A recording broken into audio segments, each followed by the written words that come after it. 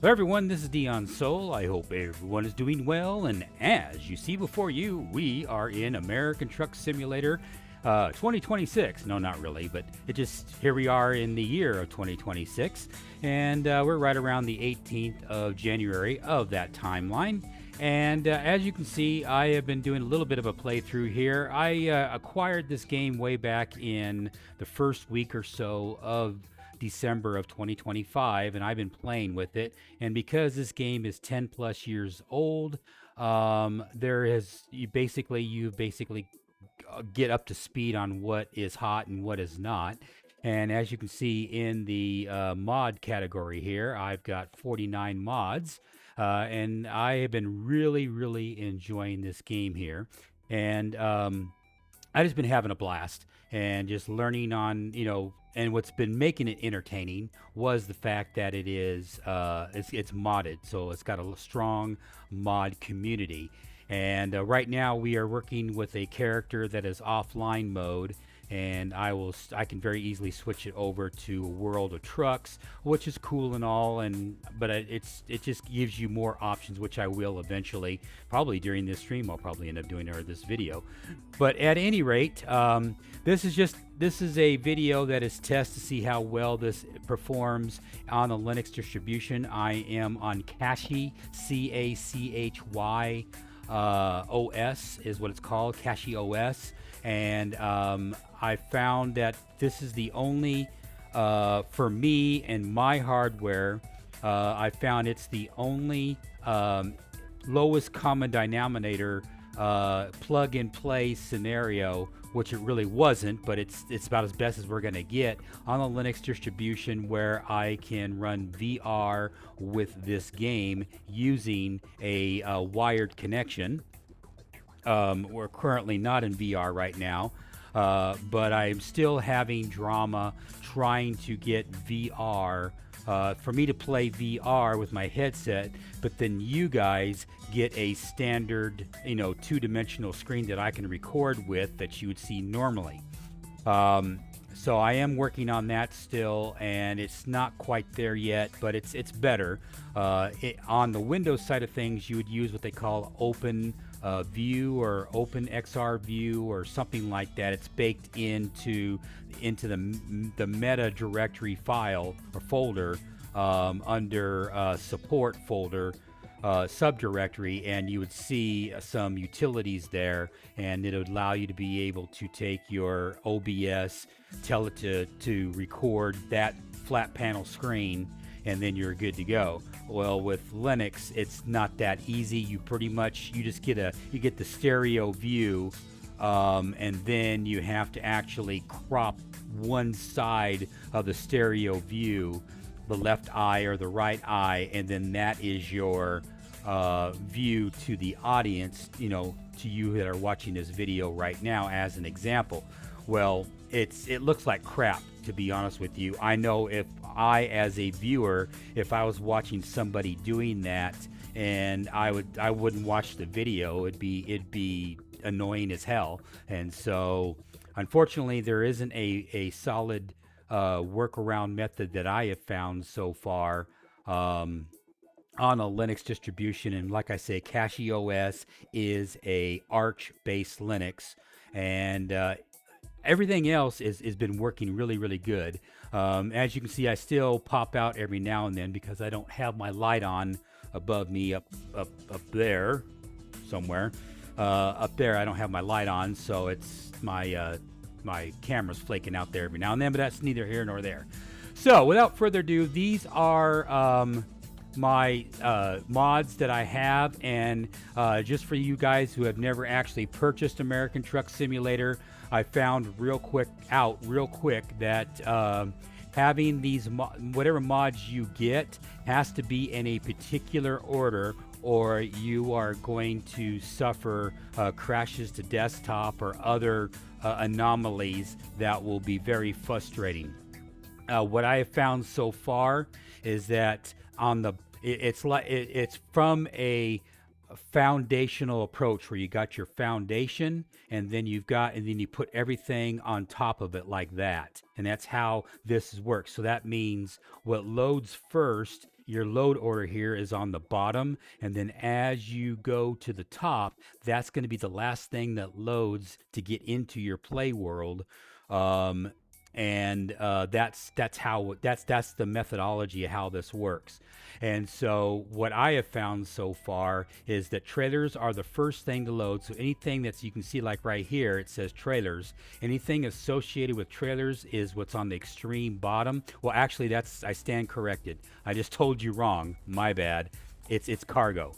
Cargo is the first one. Now, what cargo is, it just allows you to be able to have extra cargo or add cargo into your play world that people have modded. Like I'm able to transport alcohol items. I'm also able to transport beef. And then the Pepe's Cargo Packs 1 and 2 is just a various assortment of other cargoes that are added into the game that gives you more diverse amount of cargo for you to transport to make it feel more alive. That is the biggest problem with American Truck Simulator, is that, and they are working on it. I'll give SCS credit. They are trying to make it a more of a living, breathing world. It's just not there yet, but eventually I think it will get there, because there is other truck simulators that are down the road that haven't made it to early access yet on Steam, to my knowledge, at least as of the 18th of January of 2026. But there is other developers out there that are trying to ride the coattails of SCS and American Truck Simulator and Euro Truck Simulator 1 and 2, and they're trying to make their own spin.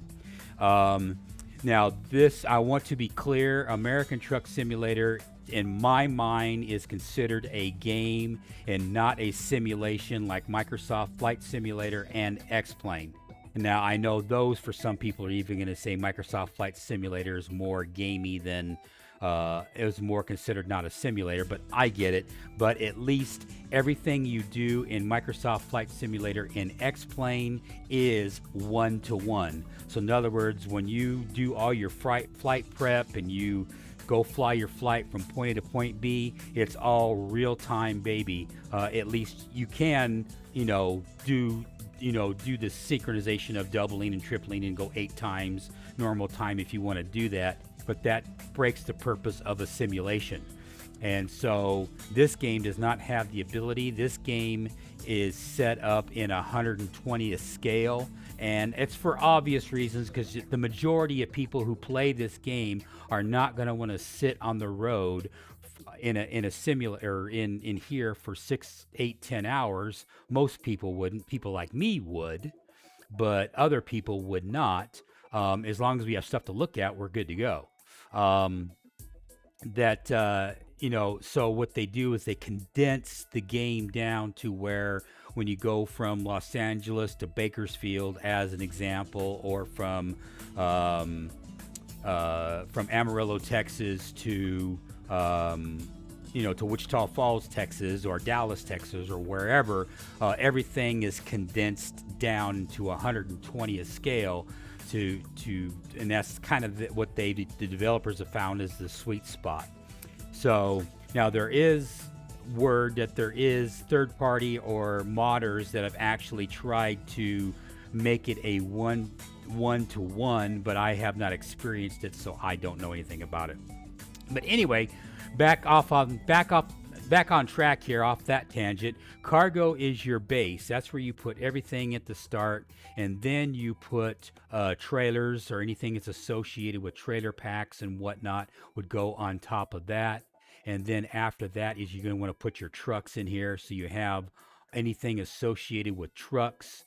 As you can see, I do have some trucks that I've downloaded from. Everything is from the Steam Workshop. That is your go-to place, because more than likely the mod is going to work for you in the Steam Workshop. There is other mod places to go to. The one that comes to mind is truckymods.io or TO. I think it's IO. And to be clear, just about everything in the simulation world, no matter it be flight simulation or in truck simulation, everything is European. It just seems like there's European developers. It's like there's hardly anything that my own fellow Americans have created in the computer space that's actually homegrown here in America as far as games are concerned. Everything is outsourced to mostly Europe instead of the United States. And here we are in American Truck Simulator, and most everything that is made in American Truck Simulator, at least it's came across my feed or what I have seen, is all European based and not local homegrown here in the United States. But it is what it is. So anyway, but yeah, so you'll see all these trucks here. Everything is coming from a developer or a modder who is out of Europe for the most part. Now, it's not going to be everybody, so I'm going to put that disclaimer out that I'm not saying every single one, but it just seems like every single one is made outside the United States. It is what it is. But anyway, so like I say, so you put all the truck paraphernalia. And just a little side note on the truck things, you can see these GTMs. You want to put those, this is a prime example of talking about load order.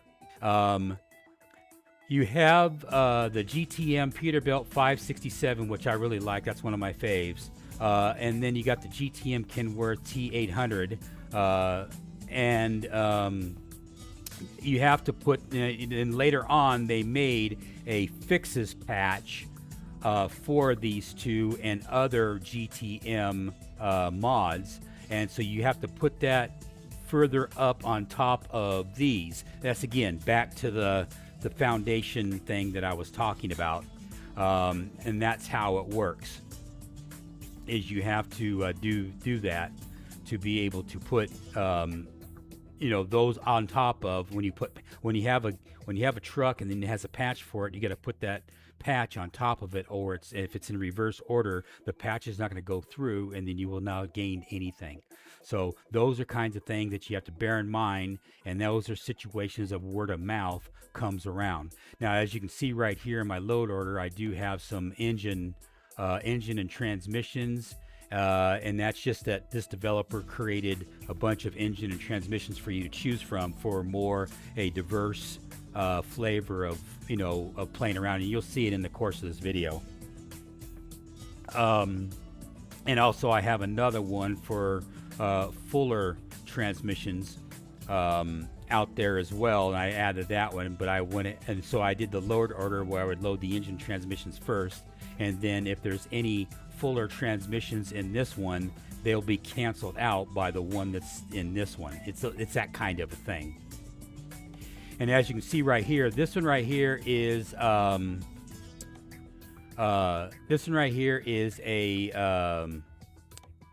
physics mod, and basically what it does is anything physics would go on top of your trucks or on top of anything that's in the game world that requires physics.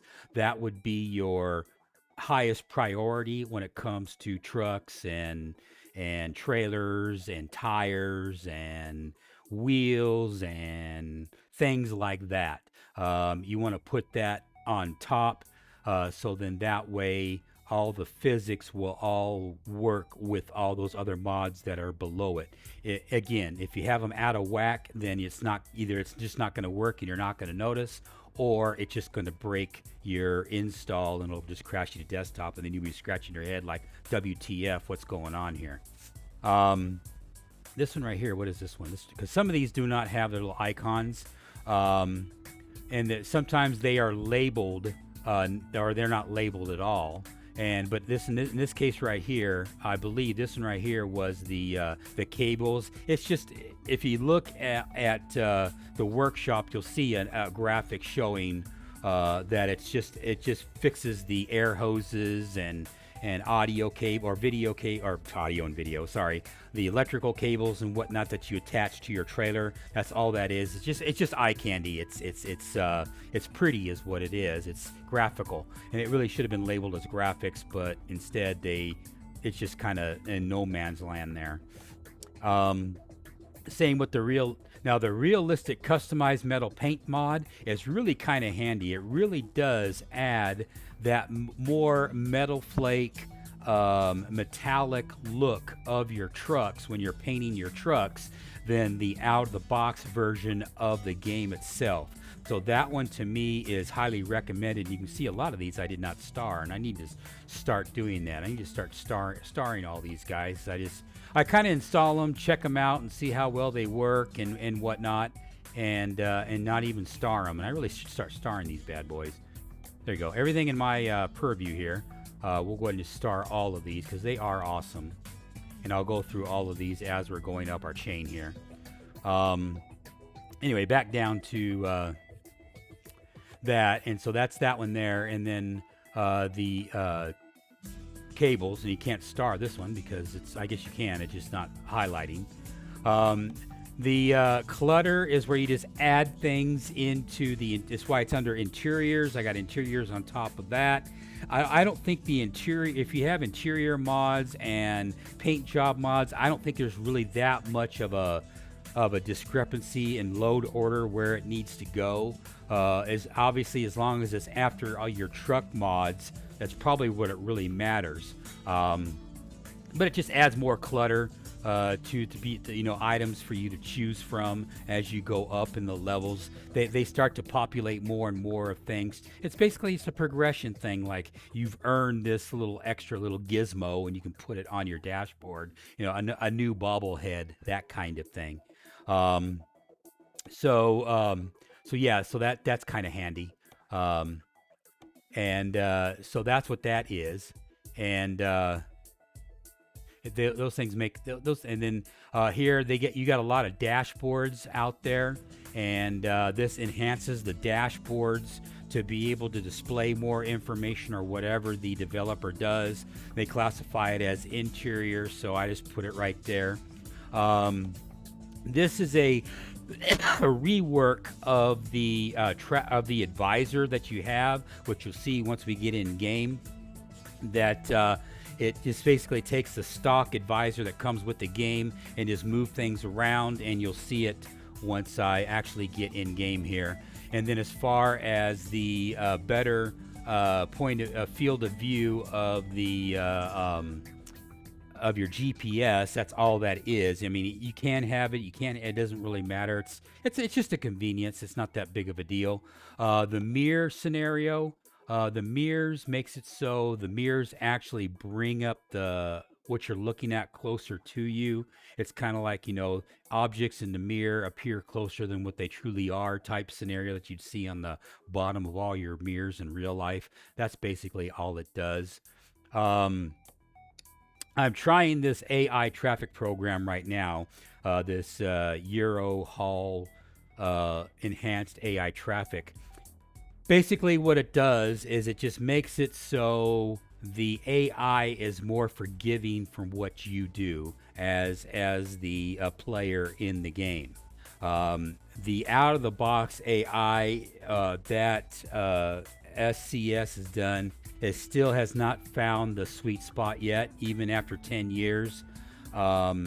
They will ram into you, or they'll more likely what causes accidents in the game is the NPCs where you would expect in real life, NPCs in real life, which is your driver in front of you, would actually still go, and when a light turns green, instead NPCs in this game will start to go, then immediately stop and slam on their brakes, and then of course you just plow right in the back of them, and then you end up getting fined for causing an accident. Then the accident goes on your player's record. So what this game tries to do is it tries to address, this mod tries to fix that to where the behavior of the the NPC drivers are not as intrusive, and this basically gives you more of a comfort or a buffer zone where they don't, but they still do stupid stuff. You still every now and then will have the two things that I run across is what I just mentioned earlier, and also another thing that the that the NPCs do a lot in the game in certain intersections in the game. It's not always, it's always in the same intersections. There's one intersection in Bakersfield that you stop there, and then the NPCs, when the light turns green, they don't go. They just sit there. And then the light turns red, and then it does it, the whole lighting does another cycle, and then it comes back around, and then they don't go. And after the third time, or it's kind of random, then finally they'll go if you truly wait it out. In that situation there, what you just do is you just hit the escape key, get out of the game, go back to the title screen, and then go back into the game. And then all of a sudden, when you get back in the game, you no longer have AI traffic in front of you anymore. And then you get up to the front of the line, go through the light again, and then go on. That's a real pain in the butt, but it only happens in certain intersections. And the intersection that I'm thinking of, for those of you who see this video who play American Truck Simulator, it's the intersection that is the intersection next to where your starter hub is, or your starter base is in Bakersfield. It's that intersection right there, and it's very, very annoying. And so that's what you just have to do to get around it. But anyway, so there's mods like this to help try to make the NPCs behave better, and there is lots of different mods out there that are traffic mods trying to address traffic issues, but actually nobody has actually basically just fixed the NPC traffic 100% to where you do not have to worry about NPCs. They behave like a normal human would behave, which is scary in itself, but realistically, it's, at least us humans behave a little bit better when we're driving down the road than what these guys do. These guys are just a lot worse. That's where SCS really needs to embrace artificial intelligence, here in 2026, to where AI, you could build AI to be able to be more behave better, and they really need to work on it. And it's just frustrating. And the game isn't, even though the game is 10 years old, it's not going anywhere anytime soon. They keep on adding expansion packs. They keep on tweaking the game. They're adding DirectX 12.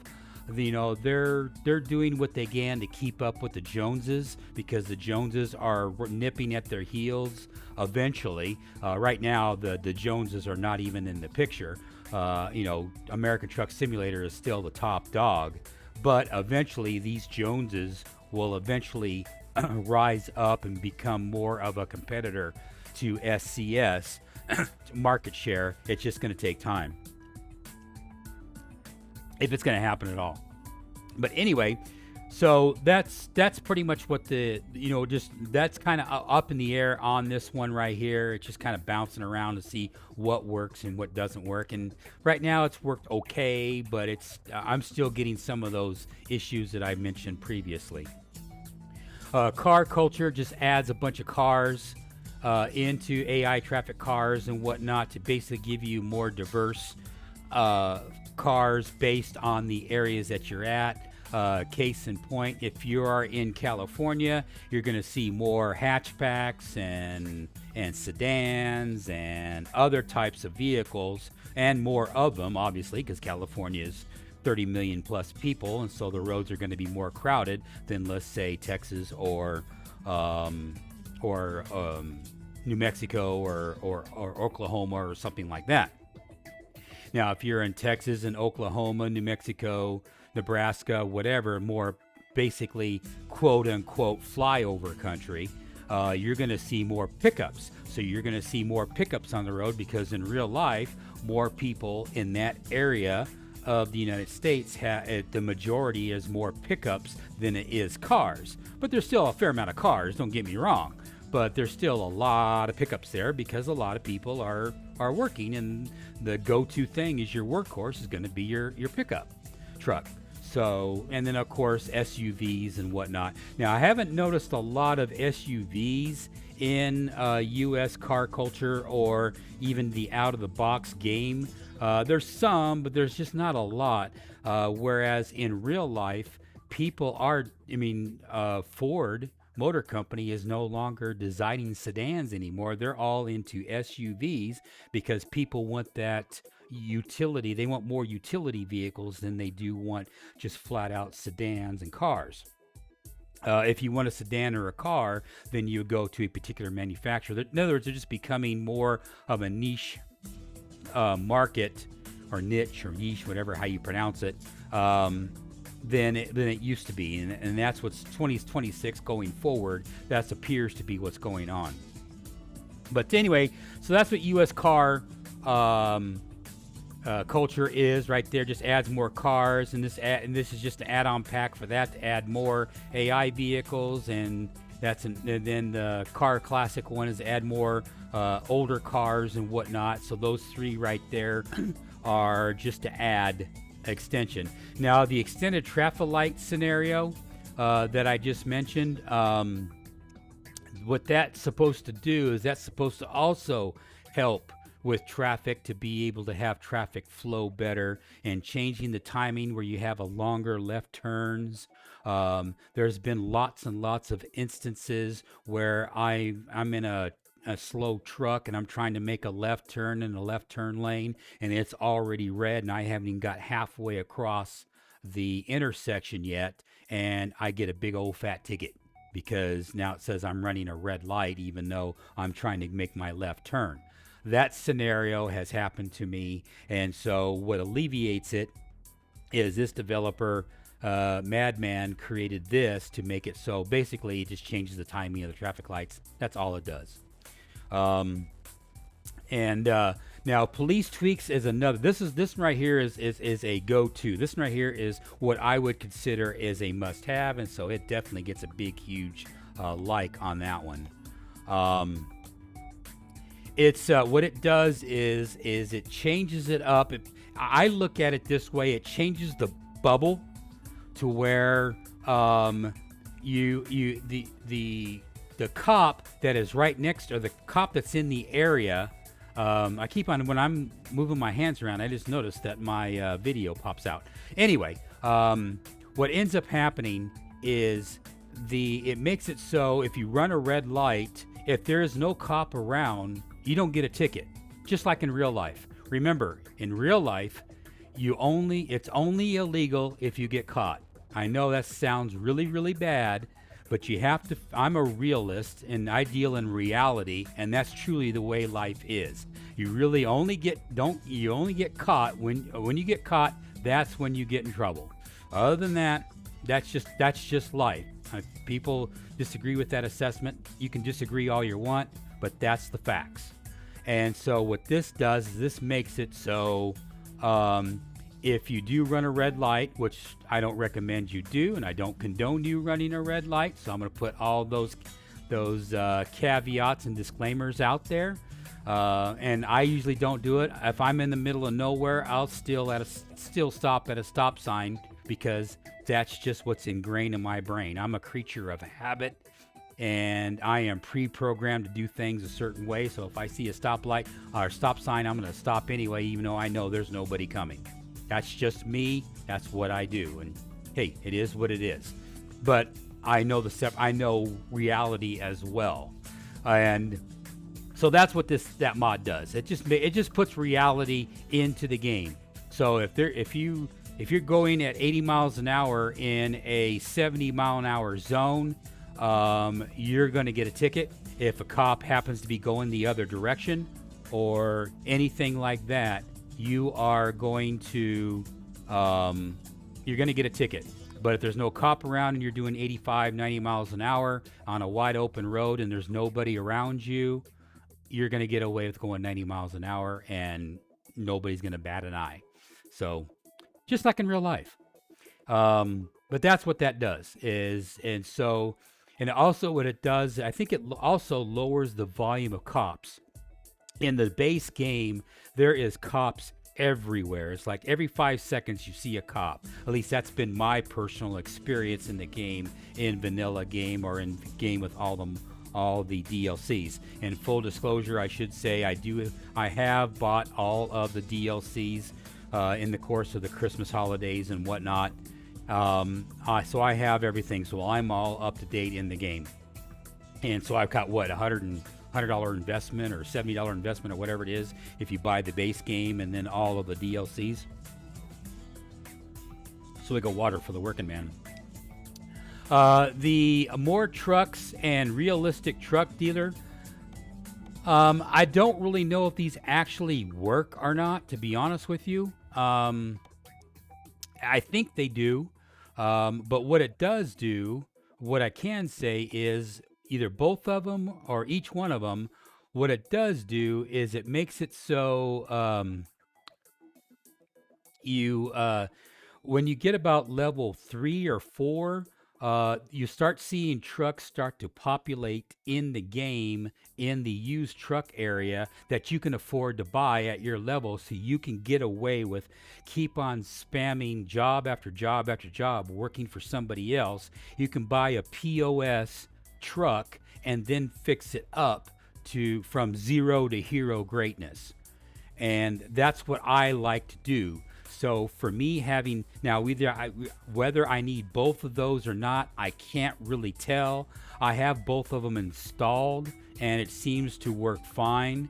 But I know the more trucks one is definitely what it says it does. It just populates more trucks. And matter of fact, you can see it right here. It says, ever since the use of the truck dealer was added, I've been unimpressed with how the bland and repetitious of the listings are. So I decided to make this mod so that it adjusts more and more interesting trucks to be used as a dealer. This mod also currently adds 100 unique trucks. So it basically adds 100 slots you have 100 trucks to choose from. Now, based on that description right there, I really should have this up the tree here a little bit. I should increase that to right there. Now, it takes 2 days for it to be able to populate the volume of trucks. But, and then realistic truck one, let me go to its description. And it doesn't really say a whole lot. It just basically says it has the formula and what it uses, and it's able to have trucks go from 0 to 1.5 million miles, on older trucks and whatnot. So that's what that does. Whether you actually have to have this one or not, I don't know. But hey, if it works, it works. So I can't really tell. But judging from what I just read to you right now, probably the more trucks need to be on the topper tier, because I definitely want a diversity of trucks. I hate that I use the word diversity, but it is what it is. So to be able to pick it when you're at low level, trying to grind your way from 0 to hero. And that's what I like about the game, is I like being able to grind from 0 to hero. And it looks like you are progressing. So that's what the trucks are. So having them both may not be necessary, but definitely having more trucks would be necessary, I think, between the two. The real billboards and stuff is a game changer in the context. It just changes all of the default companies to real world companies and their counterparts. So that's why that one is very popular. Almost everybody I know, and I actually need a big old fat check or star on that bad boy. And like that one, because that one right there really does, and because it is graphics, it goes after all these other ones related to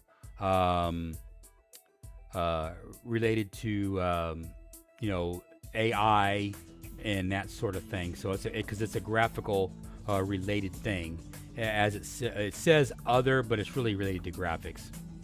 Now, Ultimate Graphics Mod. This mod is a 26 gigabyte file that you download from the Steam Workshop, and it basically changes everything all the way down from the skybox, the sky, all the way down to the blades of grass. It just changes everything.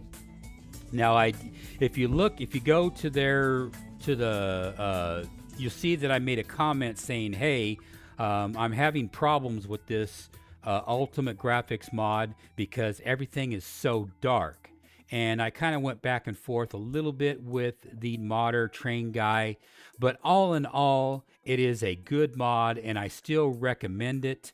And then I also added from him as well this ATS realistic day and night. So what it does, instead of you driving like it's summertime all the time, what it does is it actually based on the time of year that you are in. Like in our case, we are during the winter months here in the United States, up here in North America. So the nights are going to be longer and the days are going to be shorter, which sucks because that means you're not going to have as much light. But it does make it more realistic. So I'll give them props to that. So both of those are together to have the day and the night cycles, or the day and the night to work. Day and night cycles still happen. Now there is mods out there that you can actually make it so you're driving all day, every day, all day, all the time, and it just suppresses the night cycle, and that just makes it so it's just unrealistic. But what I do as my formula is I just get into my own truck as fast as I can, and then I just go sleep, and then I just spam sleep until I'm back today, and then I will be able to do a job or two, and then in the last job or two or three or whatever, and where it's either at night or almost at night, and then I'll just find a place to park, and then I'll sleep again until I get back to daylight. And that's how I try to force my playthrough during the daytime hours, because I want to be able to look out the cab window and see what the developers have created for me. I want to see all the little sights and sounds and everything of the environment around me. And when you're at night, you don't see any of that. Sure, you're driving at night. Now, if you're in Vegas or somewhere where it's got a lot of lights and stuff, okay, then driving at night's kind of cool. I get it. Not a problem there. But I like being able to drive during the daytime, so that's my method of how I do it. Is I just get in my truck, because once you get in your truck, then you have more freedom to do more. The game is still on rails, and it appears that it will always be on rails. You just cannot. Hey, let's go down and see what that road does. The only way that STS could do that kind of thing is, again, get AI involved, and then actually use AI as a tool to take your assets that you have already created, and then use OpenStreetMap and then just explode the play area, kind of like what Microsoft Flight Simulator did, even though they're using Bing and everything else. But instead you're using your own assets, but then it'll become repetitious. I get it. I know you're not going to have the diversity in, hate to use that word again, in different types of houses and buildings and whatnot, that you could program the AI to be more randomized in house creation or whatever. Remember, this isn't a true simulator. This is still a game, so you could just chalk it up to, hey, this is still a game anyway, so why not? That's what SCS needs to do, is they need to embrace AI and figure out a way to be able to do that, and then be able to, when you release a DLC, you would have all the roads available to you, and then have it set up to where it only loads roads in the area of which you're at, and then it would build the road as you drive, depending on how fast your computer is. Obviously, I'm running a AMD 7950 X3D 16 core 32 threads running at 5 gigahertz with 64 gigabytes of dedicated onboard memory, running an Expo 1 with a GTX 4080 super video card. So in other words, I got a beefy rig is what I'm trying to say, and I'm not trying to, you know, say how great I am. I'm just saying that I have a rig that's going to last me hopefully 8 to 10 years before I have to build another computer again. That's why it cost me a lot of money on the front end. But I saved it. But anyway, so you have a beefy rig, and you be able to use AI, and then just load the assets in when you're there, and then basically it opens up the door for you to be able to see where, oh, there's a road going down this way that looks like it's a faster route than the route advisor says, so I'll go down that road instead. Right now we are on rails, and we can only go and have very little deviation available to us as the player. So that would go a huge for this game if SCS, which is the developer of this game, to be able to actually, to be able to have that, be able to go just about anywhere you want to go, and make it feel like that you're not on rails. So that's what that's all about. Now, the sound fixes is another one of those go-to that you must-haves because that adds sounds to the game, and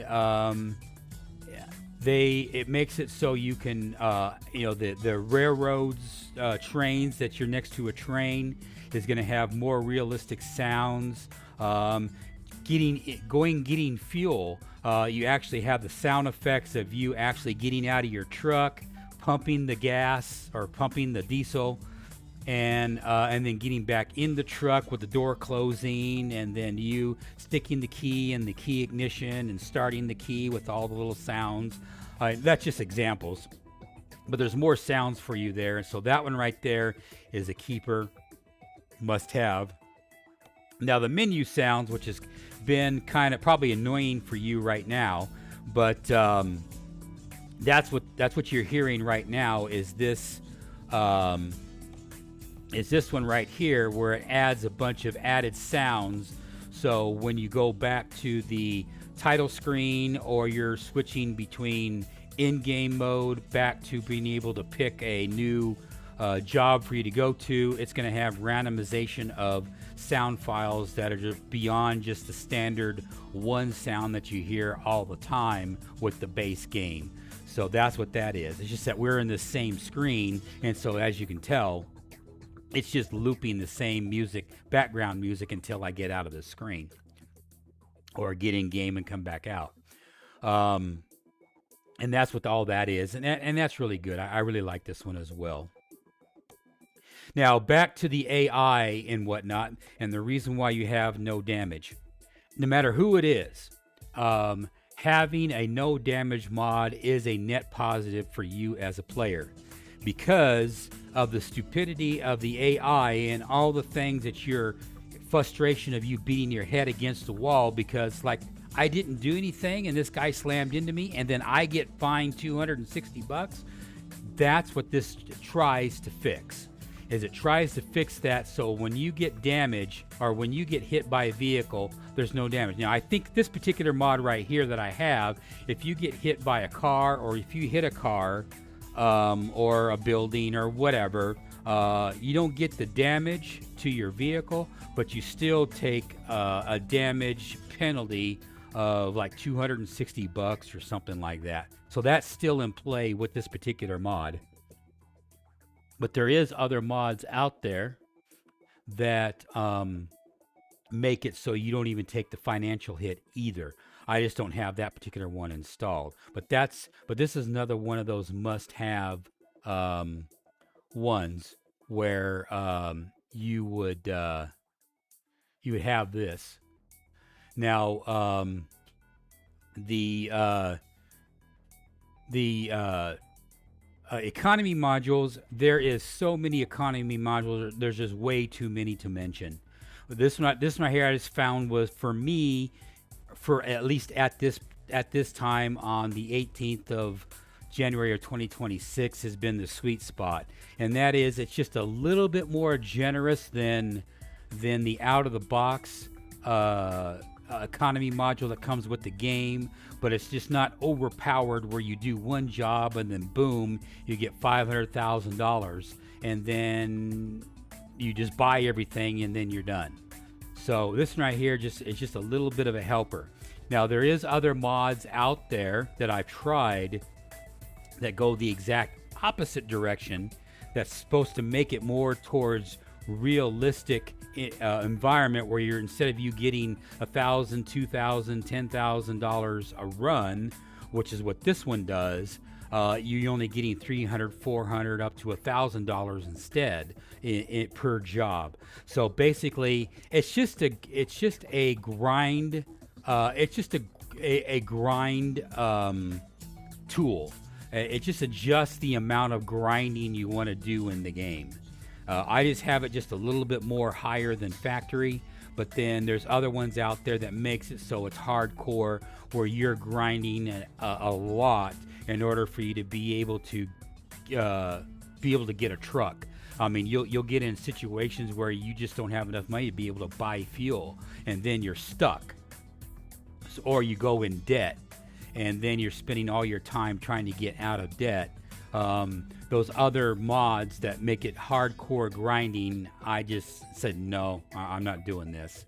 I'm here to have fun and play the game and have fun, but not so much fun where the game is not fun anymore by having too much money and too much XP.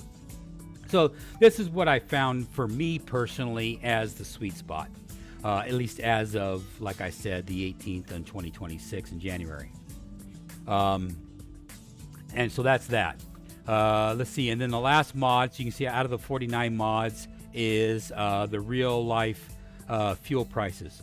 What this developer has done is they've made it so I think they have probably a Python script or something like that they run that automatically pings a website and basically scrubs the website of fuel prices, that in turn turns into a JSON file.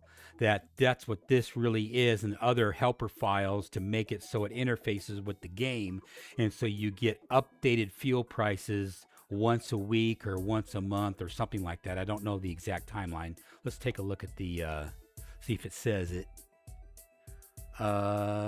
Quickly. No, I don't see. And then see, here's the list of all the fuel prices that it does. But that's what it does. It just sits there and it spams it. I'm trying to scan this real quick and I don't see it.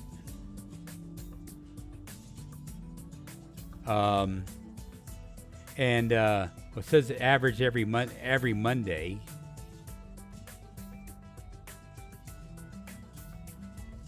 So that's what it does, and it makes it so the game feels more of a living, breathing game by having fuel prices when you buy fuel that are more realistic to the environment or the area that you're at.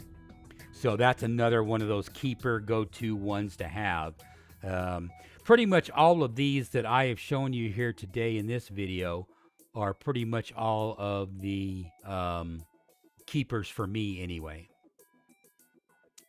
And a little tidbit information about this car trailer, ownable car trailer. This actually does work. It's just that you have to be pretty high level in your playthrough. Like I think it's 15, 20, something like that, level 20 or whatever. And then eventually you'll start getting jobs where if you have your own car, you'll be able to go up and load the cars. So, which is really nice, which is really cool if you want to be a car hauler. And I like car haulers. Car hauling's cool, so I got no problem with that. So that's pretty much all of my mods that I have right now. This list is very dynamic for me because I will see a mod that I want to try, and then I'll unplug a mod out and plug a new mod in, and that kind of thing. So that fluctuates. Let's see. What else can I talk about the game? And that's pretty much it for that right now. So we'll go ahead and continue my career. And we'll go ahead and get in game.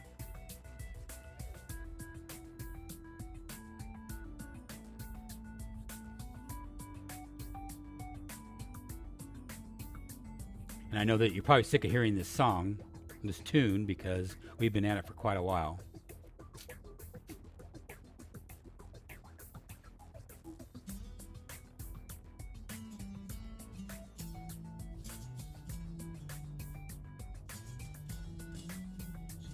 Now, this I should bring up too. The reason why it's taking so long to load is not because of my hardware. It's because the amount of 49 mods that I have, especially all the Peppy cargo mods and whatnot. They make it so it has to calculate all of those and incorporate it into the game, and so it takes a while for it to load up.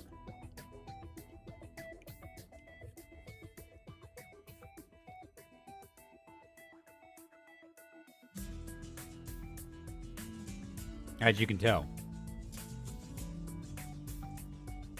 And I think I've been to that spot one time. Hole in the rock. I think I've driven past that in game.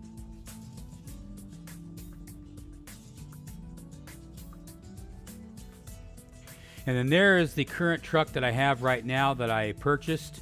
I purchased it for $12,000. And then I like to be able to slowly upgrade it from whatever they give me. But I didn't. The reason why I have the cab over, I don't necessarily loyal to cab overs or conventionals or hooded ones. I don't really care. I just believe in function over form.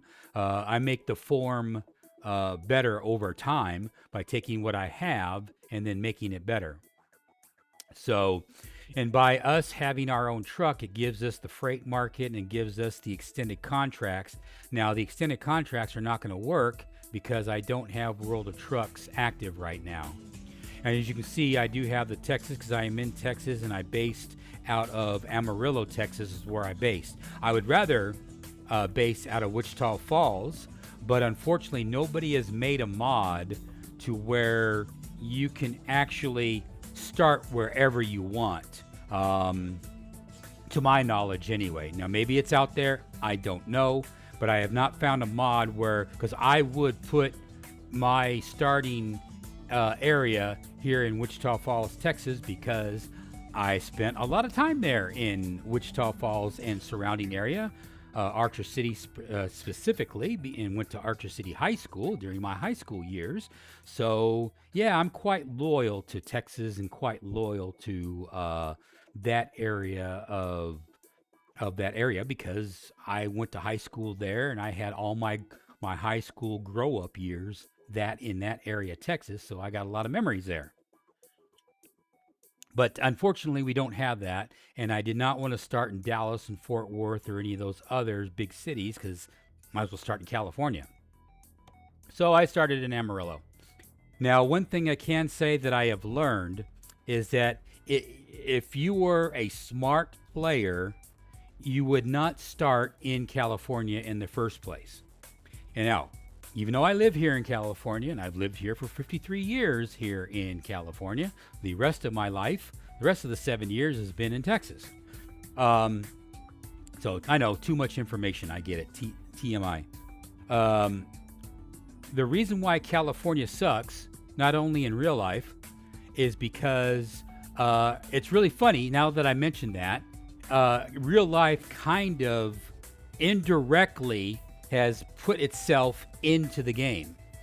In California, when you are a truck driver, legally you cannot go over 55 miles an hour. And 55 miles an hour in California as a truck driver or as just a regular driver sucks big green donkey you know what. And I hate it. I hate it with a passion. When they upped it to 70 miles an hour as a regular four-wheel, that's awesome. But still, the trucks are still penalized with 55 miles an hour, anything above 3 axles. And that sucks. Even if I'm driving, if I'm in my pickup truck, if I had one anymore, I got rid of my truck. But if I had a pickup truck and a trailer, a travel trailer, or a vagabond or whatever, it's 3 axles or 4, depending on if your trailer happens to have 2 axles in itself. You can only go 55 miles an hour, and that is a huge suck here in California. And so you basically California, the way the laws are structured here in California, without going too much into a tangent, is that laws on everything here in California are set up to we can get you if we want to mindset. That's just how it is here in California. We can get you if we want to. And so they have all these laws, especially traffic laws, where they can just get you if they want you. And so that is carried over indirectly because they wanted to follow the developers, SCS, wanted to follow the laws of each of the states. It ended up carrying over into the game itself. So my recommendation is for you is to not start in California. Start any other state you want, preferably any red state, because usually any red state in the United States is going to have more relaxed laws where you can actually have more freedom to do what you want, and those kinds of things carried over via traffic laws into this game. So that's why I started in Texas, because I have family, and what I've said before, I've got loyalty to Texas because of my situation. But California, unfortunately, sucks, and so driving in California is like it's a pain. It's not fun. It's a pain in the ass, unless of course you just want to drive illegal and then just have the mindset of like, okay, I got a ticket, I got money taken out of my account. It's just the cost of doing business mindset. That's what you have to have, and that's really how you look at the tickets in this game. When you look at tickets or violations in this game, it's just a cost of doing business. Obviously, you don't get your license revoked. You're still going to drive no matter how many tickets you get. So in the game, you could be a total a-hole and run over people, kill people, do whatever. Well, you don't kill people, but you know what I mean. You can just do all the illegal things you want. You're still going to drive in the game. It's just that their way of punishing you is to go after you financially. So when you get one or two tickets along when you're going through your playthrough in the game, you'll end up racking up tickets and speeding or going through red lights or whatever if a cop happens to be there. If you're using the police tweaks, it's just the cost of doing business. That's how you have to look at it, and you just move on. But like I said, in California, you can do that mindset for a while, but California, because it's 55 and you get used to doing 65, 70 and a 55, anytime a cop sees you, boom, you get a ticket. And eventually your bank account's going to drain to nothing, because every cop that sees you that's new is going to give you a ticket, from my understanding. So I would say, yeah, you can go into California, but if you got a deadline to make, then don't even waste your time. Don't even waste your time. And because I am a Southwest guy, Texas, New Mexico, California, and Arizona, this is more or less my area. This is my territory that I like to drive. I don't like going up into here, all these other states and whatnot. It's just too far, because my base of operations is right here in Amarillo. And I'll do it, but it's just not as... You do have that where you get to a situation where you're kind of like, this is really far away, this is getting boring. But, it is what it is. So anyway, back to the external contracts thing. That's what this is all about, is if I have to sign into my World of Trucks account in order for me to do that. And I just haven't, on this particular character, I just haven't done it yet.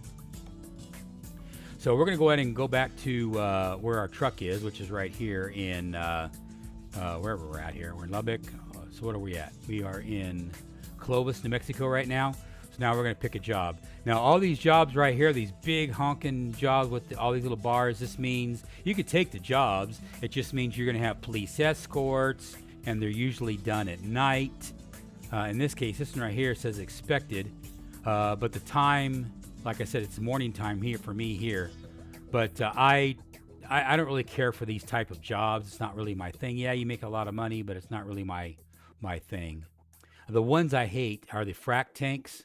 Yes, they're short little jobs and they're very enticing, but they are these little frac tanks that they don't behave nice as well as regular trailers. So I'm constantly hitting a street sign or a taking out a jumping on a curb or whatever. I just hate the frac tanks. Same with these cable reel ones. Yeah, they're a lot of money, but it's just they're just really long. I just don't like them. It's just not my preference. Flatbeds and whatnot are cool. Flatbeds are fine. Regular cubes are fine. You know, again, these are my own preferences. The doubles are fine. I don't really have a problem with any of those. Basically, most of them are I'm fine with. They're just these few handful ones that are like, oh, these are slogs. These suck. But anyway, so what we're gonna do is we're gonna close this. Let's go ahead and just find a job. So right now we're set to price per distance.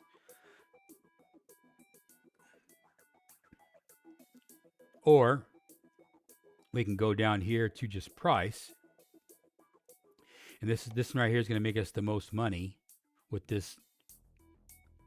So we're going to go, let's go to Roswell and then that way I can actually unlock Albuquerque. We're going to Albuquerque. Yeah, I can unlock Albuquerque because right now I don't have a big circle. I've just got a little bitty dot, and that will open up Albuquerque to get jobs in Albuquerque, and will also open up job in how do you pronounce that? Socorro.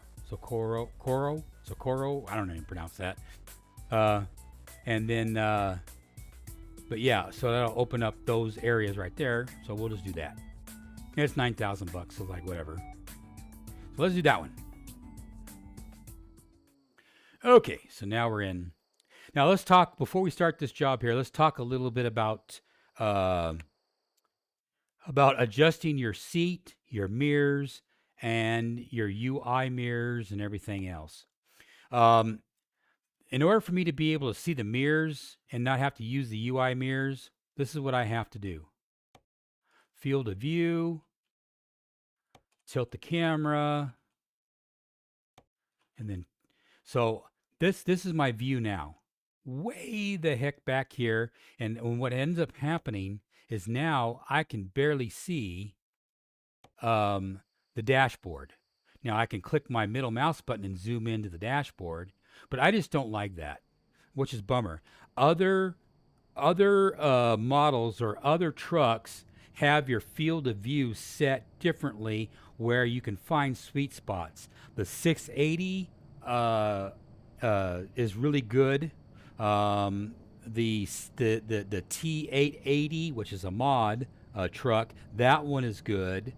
But there's trucks like this one where you really got to adjust your field of view in order for you to be able to see. Now, yes, I can still see that I'm doing the speed and whatnot, and there's actually an LED right there. So I could run with this, and then I can just hit the F2 key and get rid of the the left mirror. But realistically, I just don't like having my seat sitting and my field of view so far back, because also too that makes it too when I come up to a stoplight or a traffic light, I actually have to lean back real far away so I can be able to see when the light goes from red to green. So that's another of those little nuances that you pick up over time. And I'll show you what I'm talking about.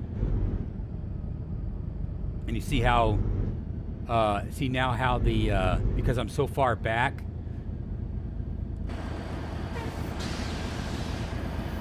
now if you hit the F2 key, you can go outside and look around.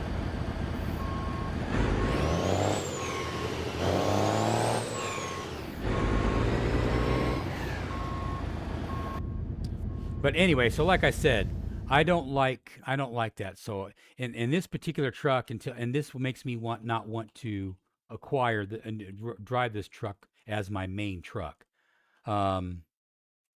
It's just not. I just don't like it. And I usually find that the anywhere between 65 to 75 is where you want to be on your field of view so you don't get the fisheye effect.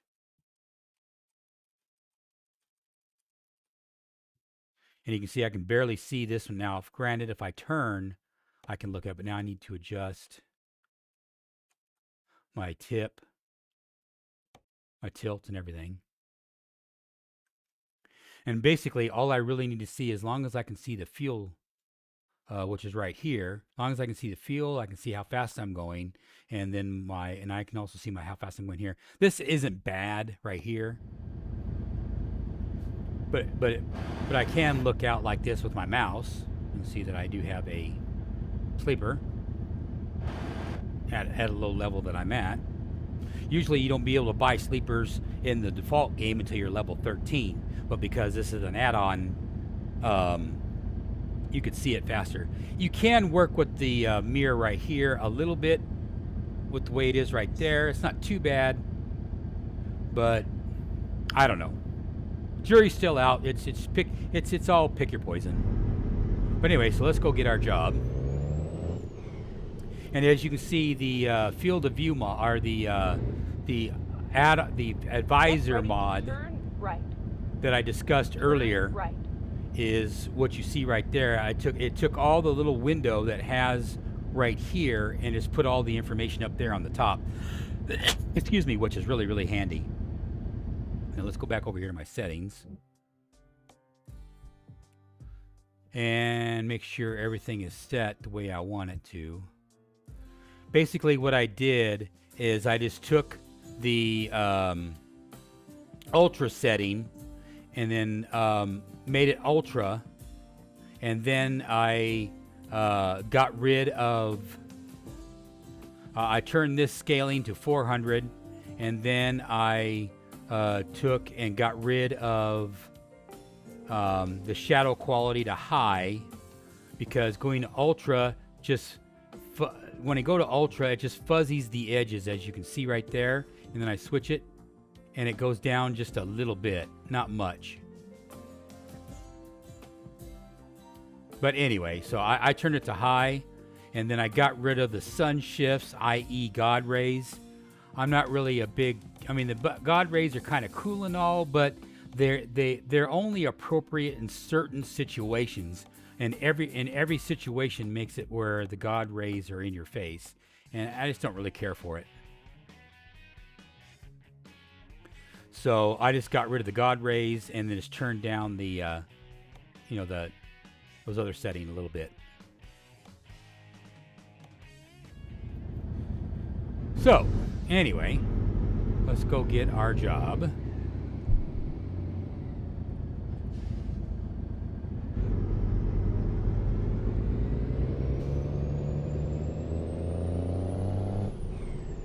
Now I am cheating a little bit here. I do have a Cummins that is a 1,100 horsepower engine. So yeah, that's a bit cheating. And then but the transmission is just a modified Fuller transmission. And so that's my sweet spot right now. But I do have a 4:10 axle ratio right now, which makes it so I am winding kind of high. And as you can see, I do have some roll. Some people like to go in here, and I did like it for a while, but after a while it's kind of like it's okay. But I turned my steering camera rotation factor down to 80%. And if you turn this switch on over here in the accessibility, I'll show you what it does. It's okay, but what it does is it makes it so, let me come over here like this, off the road. Okay, but if you turn, now you see that this turns like this. And it works, but it doesn't work as well. You'd think it would work pretty well, but in actuality for me, I found that to be more cumbersome than helpful, especially when you're sitting so far back in the cab, in the seat. So That's why I actually have it turned off now. And I don't use it anymore.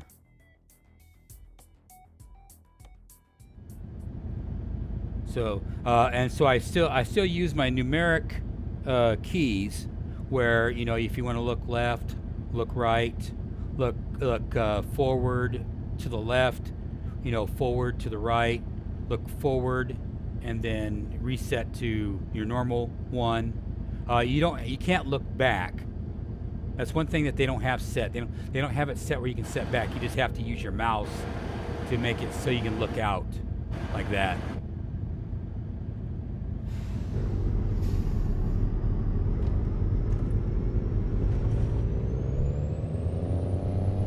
Hit your F3 key if you don't want your GPS. If I had a other GPS here, I would just get rid of the GPS and not use it, and then use the GPS like it's in the top corner of the screen or whatever, which I will eventually. But for now, I got to use that GPS so I know where the hell I'm going. And as you can see, the textures on the ground textures, those are different because of that ultimate graphics settings. That changed up that. You wouldn't see the graphics look like that. They would be a lot more plain and not as rich and defined and detailed.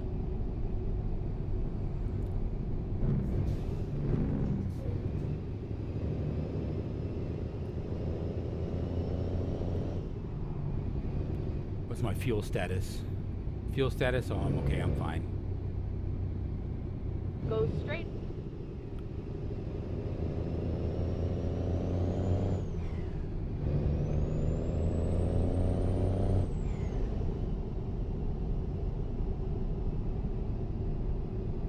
Guys, gonna stay there, okay? And I'll just put on my cruise control.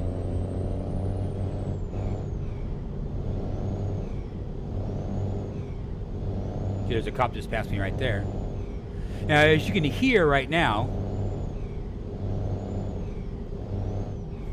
what's happening is that because the engine is 1,100 horsepower, and the Go straight. this gives me an opportunity here. Yeah, I think I can do it. So let's go over here.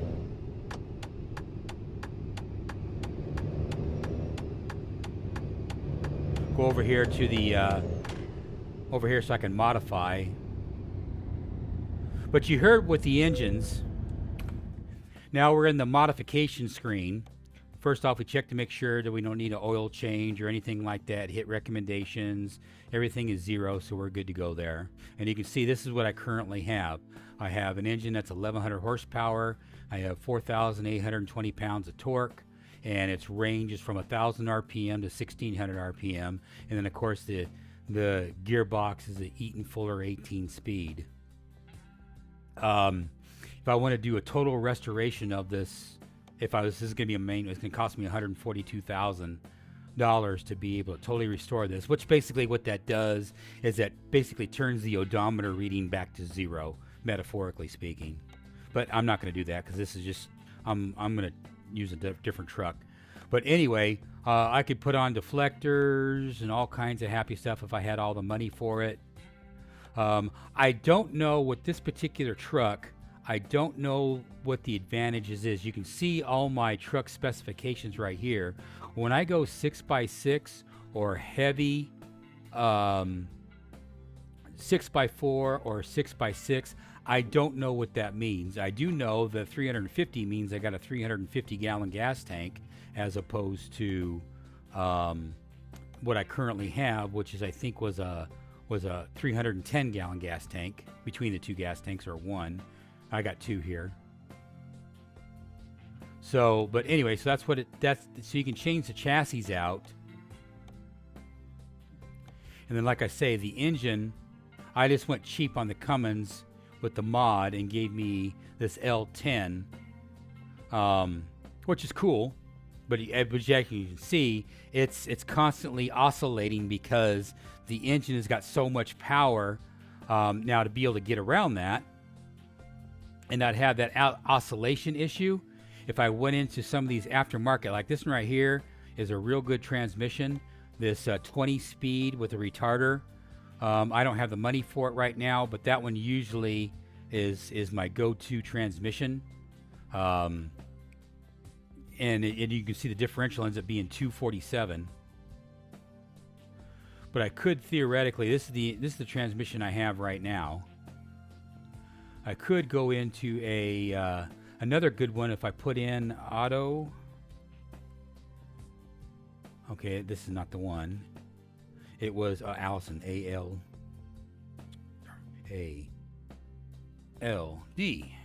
or is it A-D-L? Oh, how do you spell Allison? That was A-L. Yeah, A-L-L, or A-L-I, or A-L-L. Looks like A-L-L. So we'll go Allison's. This one right here is another good one right here. So I swap out that transmission to a 340. Recomputing. Okay, now I just switched out that transmission. Now I should have I have a little bit more highs, but not much. And then you can just customize the hell out of it, and just change the look of it and all kinds of things you can do, color, that kind of thing. See, I think that looks pretty cool. And you can see right there when you see the light shining off of it. That is that mod for the metal flake is doing its job. It's not quite as prominent with the metal flakes as the out-of-the-box version is. And I can turn it to a different color. The out-of-the-box version, the metal flake is really dominant, and you can really see the metal flakes. Here, they're more refined with that mod. But I'm not going to waste my money on a paint job right now. But yeah, so that's stuff that comes down the road. And then again, like I say, you can really trick out your ride. And this is the main thing, tricking out your ride to make it look the way you want it. See, these are the mirrors. But I wish they would have it where you can change the location of the mirrors. Because I would bring the mirrors more up front somehow, some way, so I can actually see them. Then I wouldn't have to scoot my seat back as far. But unfortunately, I'm stuck.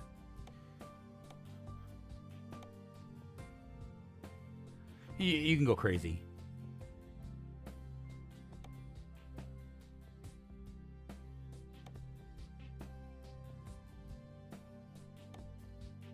But anyway, that's for another video. So we'll clear that one out. But anyway, so like I said, we'll just run out of the box until later on, and then you can go in here and actually add more. Now let's see if I can see. I can't.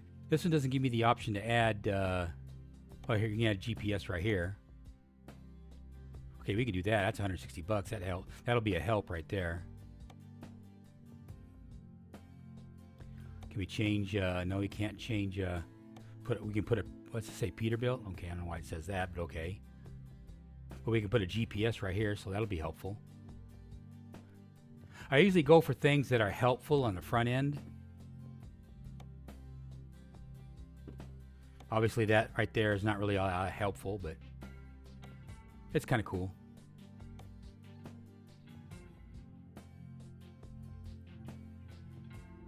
But yeah, Driving Academy stuff. We can add our CB radio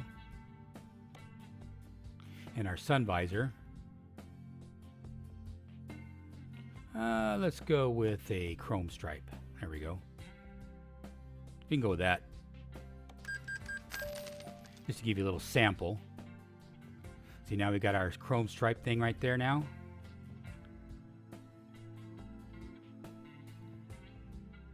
But I'm not going to spend a whole lot of money on this truck, because if I do, I've already spent plenty.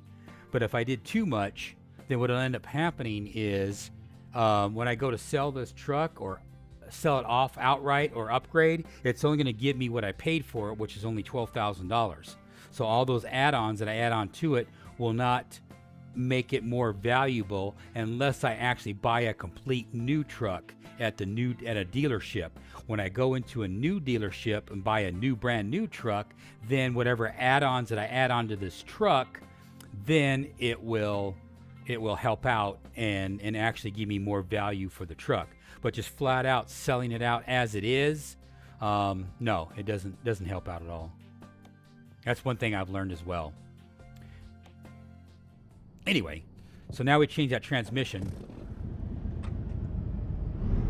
So let's go back to our job that we're supposed to be doing. And now that we got a GPS, now I can get rid of that GPS. I wish it was a little bigger. Because we got is this a fuel stop where I can get some fuel? Let's see. Turn right. Looks like we can. All right, then we'll go. We'll top off the truck while we're here.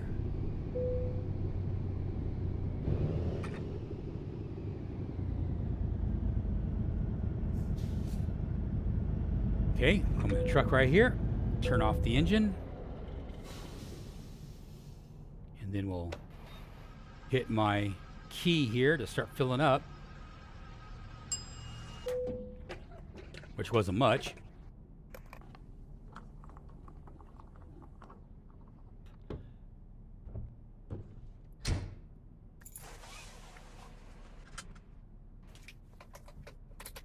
Okay, all those sounds you heard is from that sound mod that I was telling you about. That's what gave us all that sound immersion.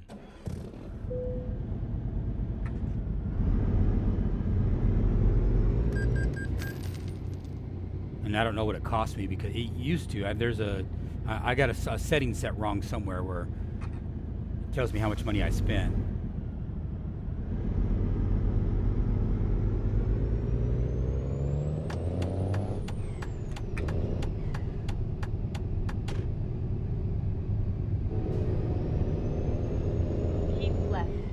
Then turn left.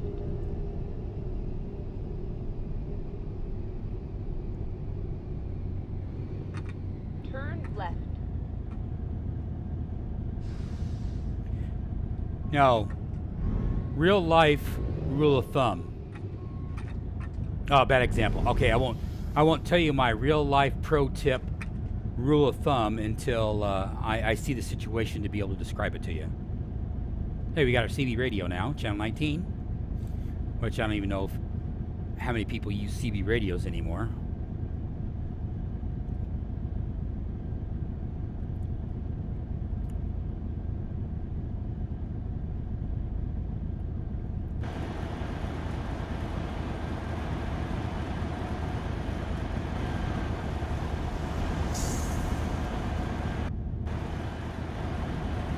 Nine allows you to cycle.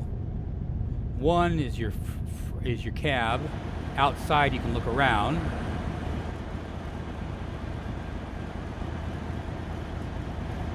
3 on top, side view. Oh, we're probably gonna hit green here in a minute.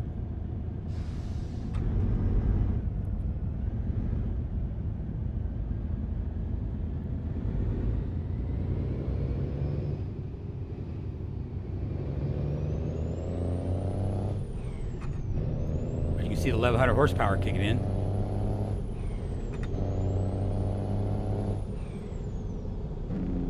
Go straight.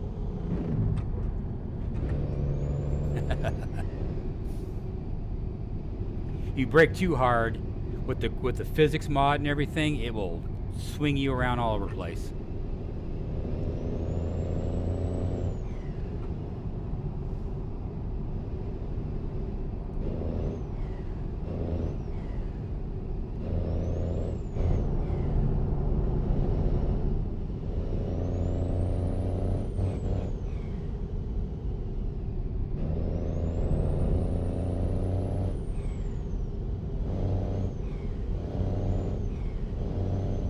See, that's telling me that the engine is it's got too much power, and it's just oscillating like that.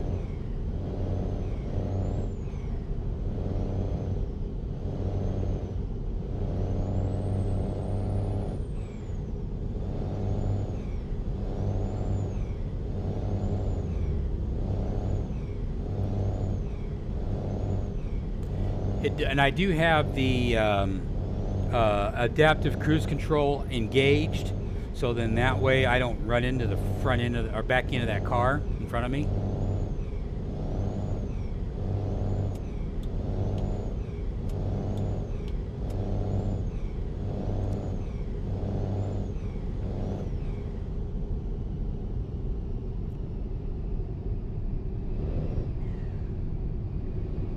And another reason why I have it is so then that way it helps me slow down.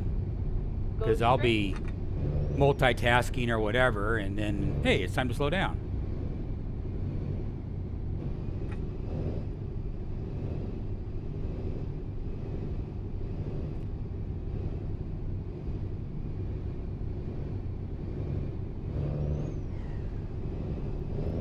Because of all this messing around, I'm probably going to be late into my delivery.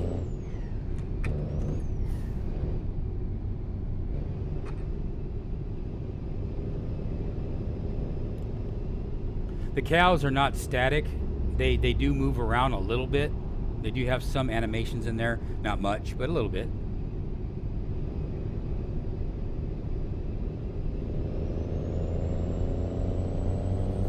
Let's see if we can get a ticket.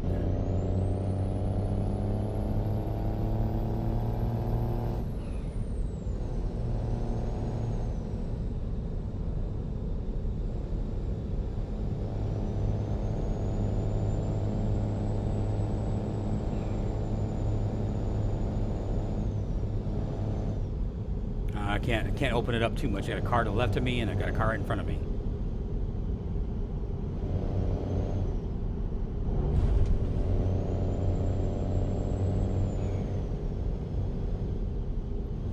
And it's starting to get dark.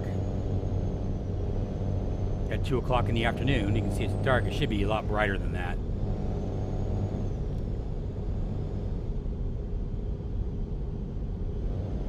The reason why it does that is because of the clouds. It tries to compensate for the clouds, and so then it throws a darker scene on you. I mean, yeah, it does that in real life too. I get it, but it just seems like in real life it's still brighter.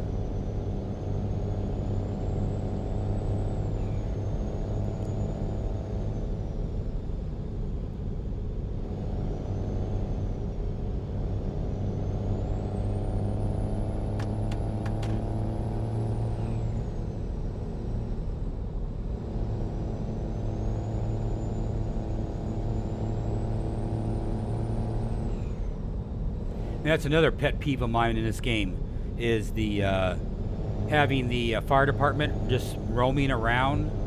Sure, in real life, sometimes the fire department rolls around, but as a general rule, you never see a fire truck on the road more times than not. Same, same with ambulances and whatnot. They only go out when they have a call, for the most part, unless of course they're going out to get food for the station and whatnot. And that's different, but in real life, more times than not, you don't see fire trucks just roaming around just to be roaming around.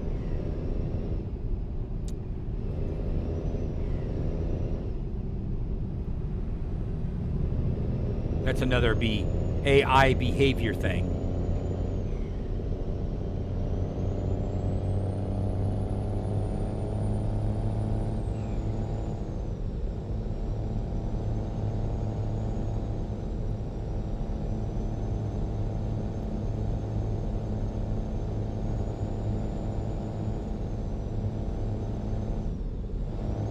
Here's a cop I can pass.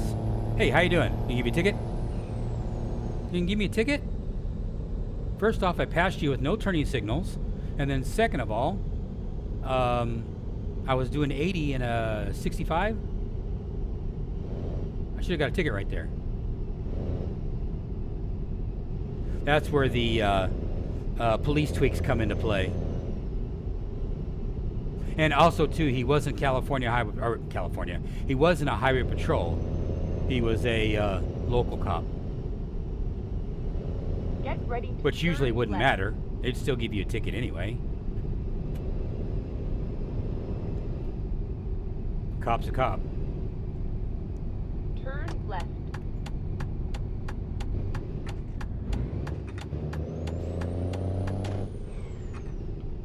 All right, let's get our doubles. I think we're getting doubles You here. have arrived at your destination.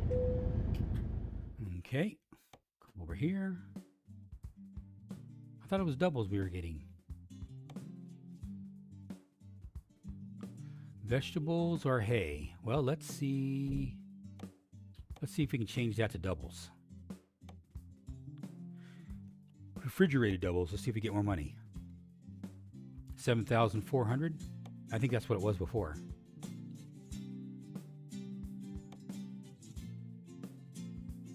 $7,100. See, it did change. $300 there. So I got more money with the doubles. Okay, we got a different advertisement. Let's see if what that does. Nope, it's the same. So it's not based on the advertisement. It's based on the platform. The double platform is a little bit more money. So if I do the Swift refrigerated, shouldn't change. Yeah, it's back to 400. All right, so then let's go over here to flatbed. We already know it's lower, but let's see.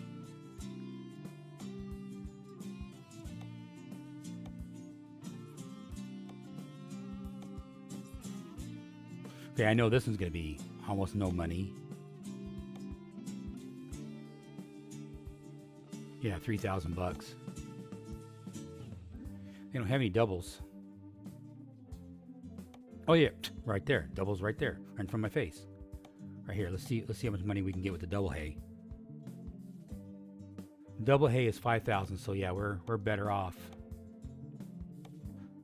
Okay, well we're gonna go from Swift back to ADM doubles. And then, so we'll pick on this one, and we are going to Las Cruces and expect us there Tuesday to Wednesday. So we got tons of time, okay. All right, so let's go to our pickup. Where is our pickup? Oh, there it is.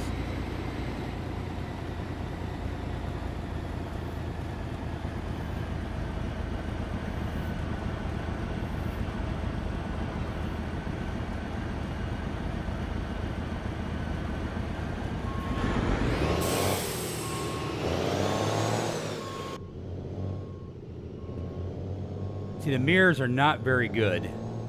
I can't see it very well. It's not bad, but it's just not as well as I would like.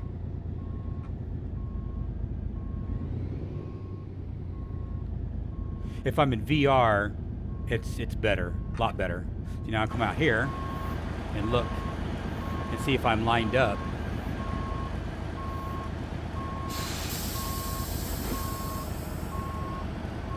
I have no idea what this guy's doing. See, I can't really tell if I'm lined up or not.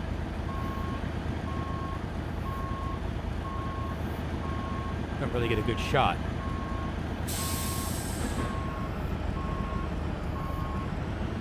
I think I'm lined up enough. Yeah, it turned out pretty good. Wasn't too bad. All right. Let's go.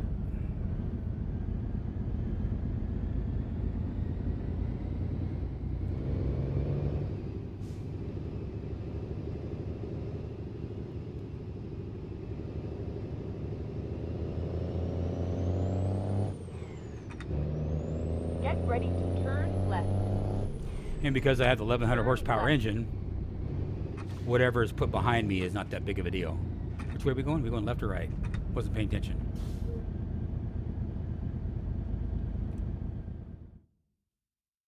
Okay, we're going to go left and then right. Okay. All right.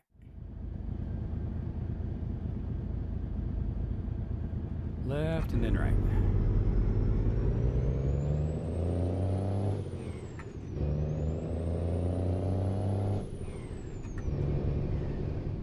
Right, and then turn right. Okay, we got a long string here. This might be one of those situations I talked about this earlier in the video where you have to log out back to title screen and then come back in. But we'll give it a shot first. Now there is a configuration file which is kind of hard to find here on this Linux distribution, this Linux operating system, but you can find it. Now I've done it before, where you can actually turn off your, like we do with in X-Plane and Microsoft Flight Simulator, we turn off our yoke to be able to see the gauges. You can do the same thing here, and you can turn off the steering wheel. Then you can have full visibility of your gauges, which is cool. They should have that as a checkbox in the options menu. And after 10 years, nobody's ever done that. I just find that odd, but it's never happened.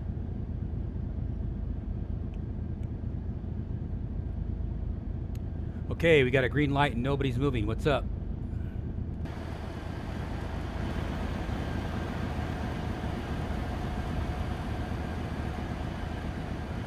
You zoom out here. Yeah, this dude's not moving and we got a green light. WTF, man, what the hell? See, we're going to lose that cycle. That's exactly what I was telling you about earlier. We'll give the cycle one more time. If it starts to go green and then we don't move, then we'll have to log out and then log back in.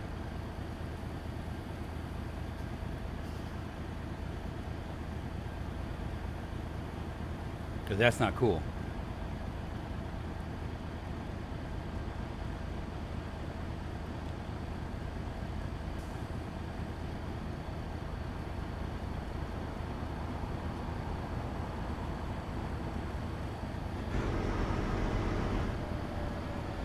Well, why didn't he make his right turn then, when it was green? Turn right.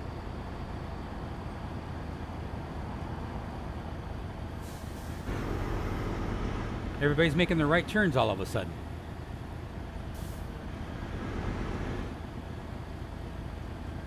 Except for this one joker. Let's see if he goes. Let's see if he actually goes.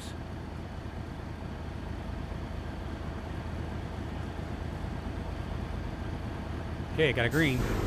He actually went. Okay, good. Didn't have to go through all that drama.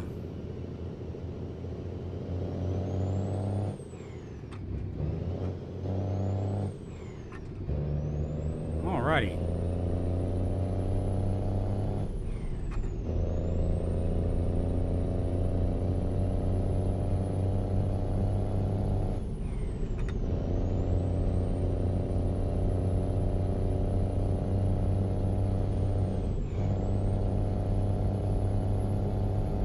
With police tweaks, providing if you have the road for it and not flip the truck, you can. That's something I need to do. Let's do this. Save. Dion's Way. Save. The purpose of me saving right now is in case I do flip the truck, I can just go back to that save and then continue right where I left off. Something you can't do in the real world.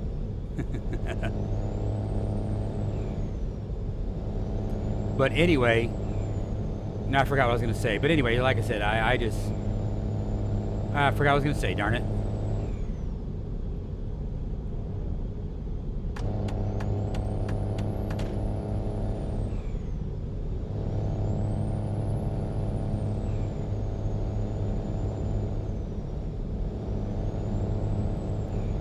We'll get around these guys.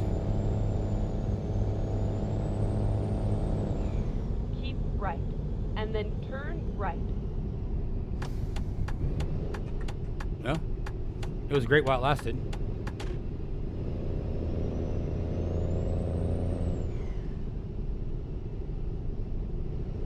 Turn right.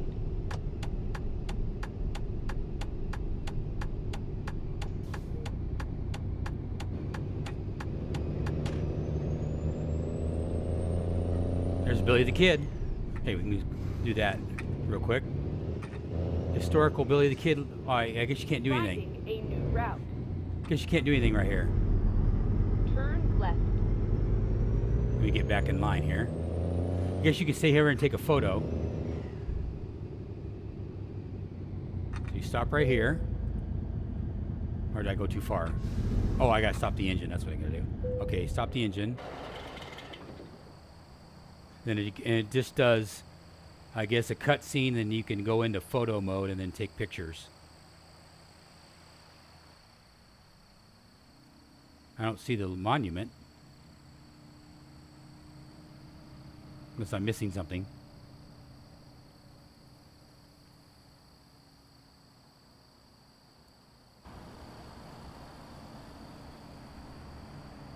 So I guess I should have drove around or something. This is where walk around mode would be nice, because you just walk across the street and then look at the monument and everything. I'm assuming that's the house that Billy the Kid slept in or something. I don't know.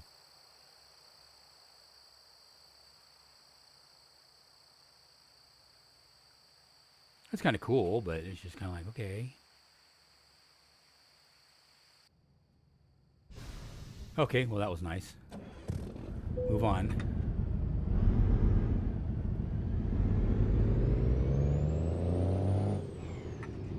Turn right. I cannot go into that.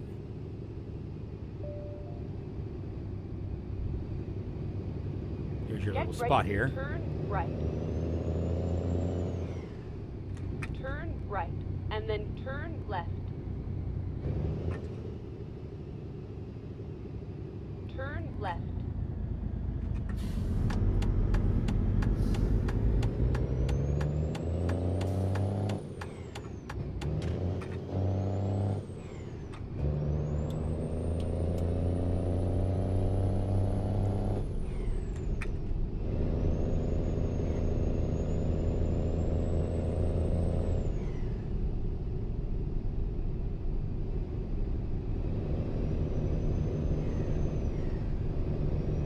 House is up there, like I did in the cutscene.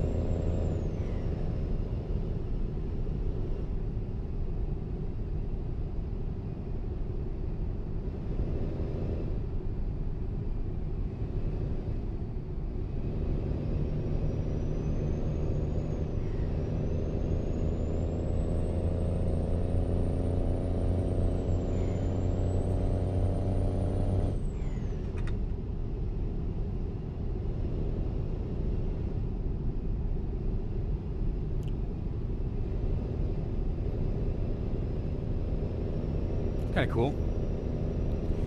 See, stuff like this is where that Ultimate Graphics mod helps out a lot. It makes the trees more realistic as opposed to, you know, cardboard cutouts.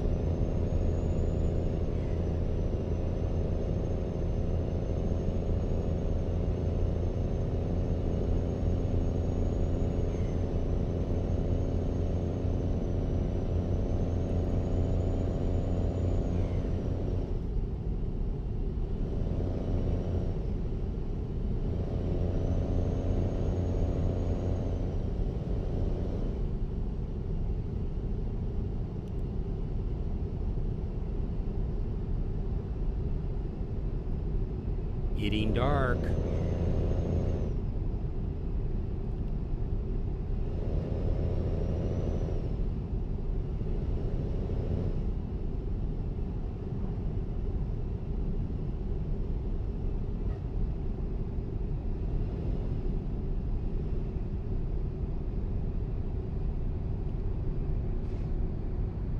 Get ready to turn left.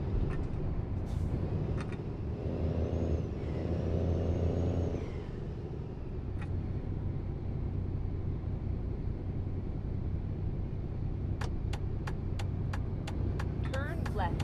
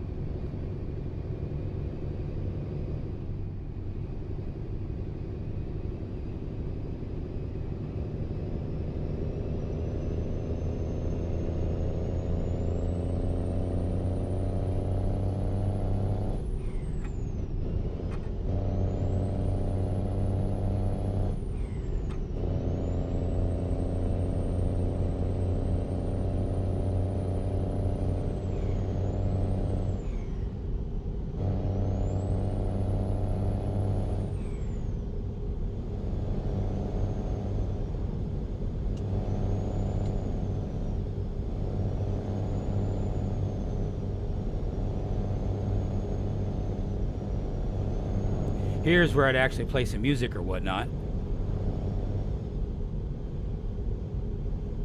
They do have radio stations where you would go over here, upgrade it, and then these are all the radio stations they have.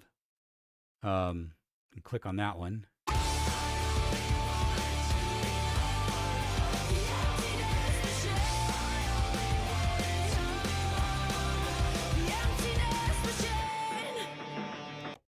Okay. Oh, but they just keep on flying right on by like it ain't nothing. I wish I had me.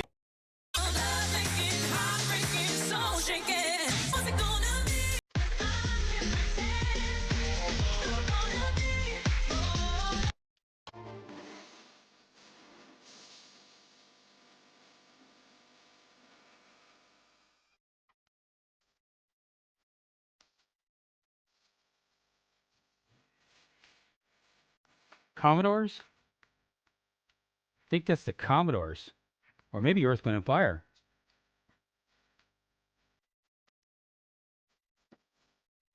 Oh, that's Earth, Wind, and Fire.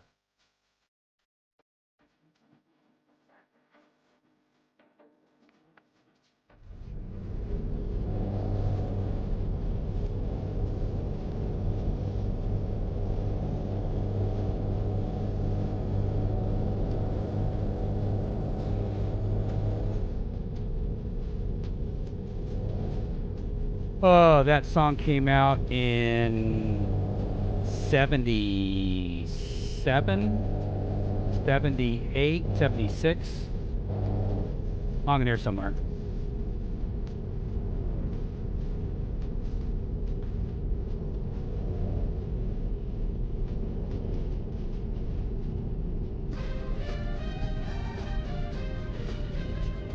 Okay, well, anyway, I'm going to get nailed with copyright. Let me get rid of that. Okay, we got to stop that. We have to have non-copyrighted music.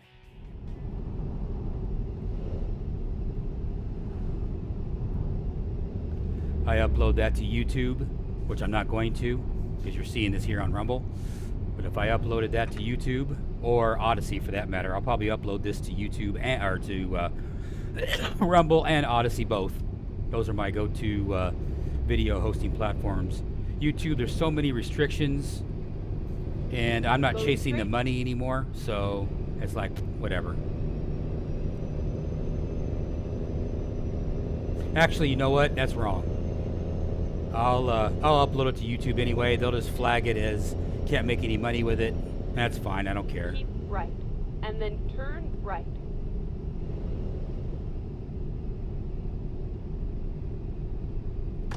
Turn right. I don't do these to make money anymore anyway. I tried and I just didn't get the revenue. I didn't get any revenue for all the videos that I've done on my channel, so I just gave up and said to hell with it. If you watch it, great. If you don't, I understand. No big deal. All I care about is giving me a thumbs up and a like.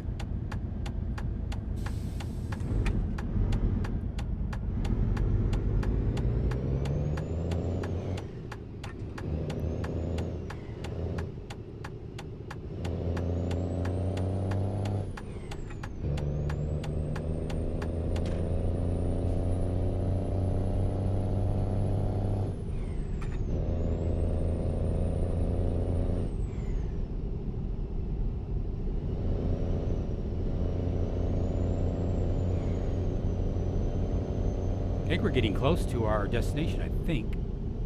No, we're 64 miles away. No, we're not getting close.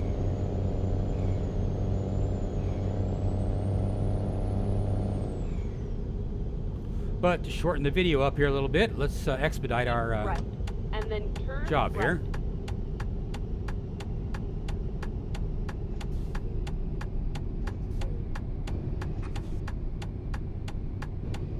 Turn right. Turn right here.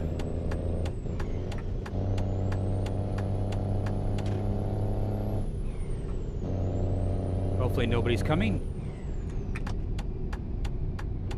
Hopefully nobody's right there, because I can't see him. See how I'm far back? I can just barely see the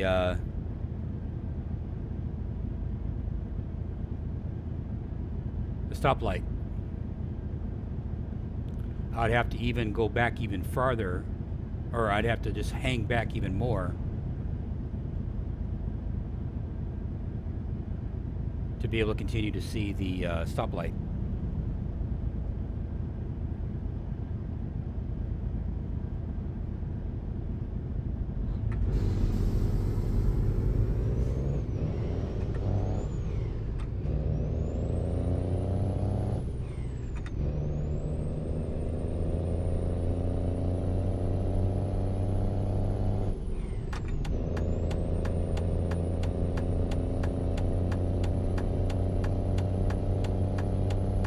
And you'll notice a lot of the yellow X's and whatnot. You can turn those off, but I caught myself trying to go down those roads right there, and those are not modeled roads, so you end up just smacking into the wall. It's basically an invisible wall. Now there has been one instance where I actually went around those yellow X's, and it didn't penalize me. But supposedly, excuse me, from what I understand, you go around those walls, you just go into just empty. The whole world just goes away, and you're just in a void of space, you know, in the void. So, because the developers have never built anything. That's where what I was talking about in the video, or in the start of this video, is where SCS needs to embrace AI and then have AI use the assets that they've already built, such as what you see right in front of you with all the bridges and roads and textures and ground textures and everything else, and then just use the satellite imagery and the and open street map or whatever, and then just open it up. Because all you have to have is just a plausible representation of the world. You don't have to have a 1-to-1 ratio of the world in the context of that blade of grass is right there in real life, you know, that kind of mindset. You don't need to go that detailed, but it would be nice to be able to make it so you can just go down every road you want to. And that would be pretty cool. Right.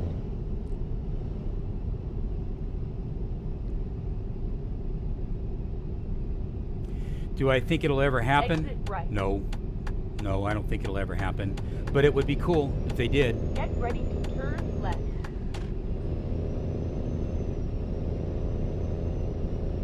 Turn left.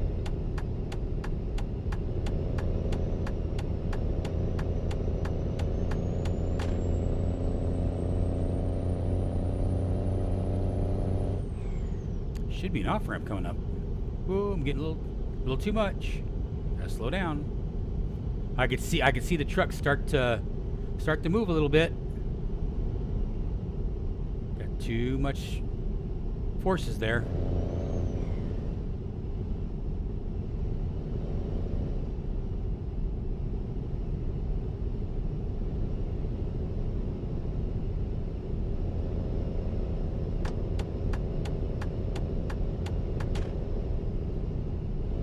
Keep right.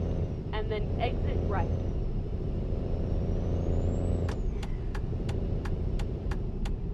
Exit right. Keep right. And then turn right. Turn right.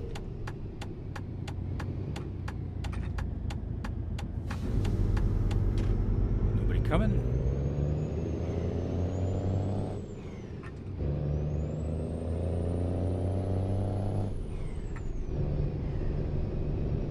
Keep right. And then turn right.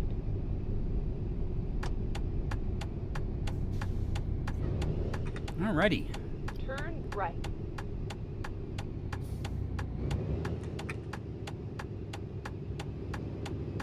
turn right. Right here? We turn right here. You have arrived at your destination. Really? Okay. Is there a trucks over here? Okay. I'll do what you say.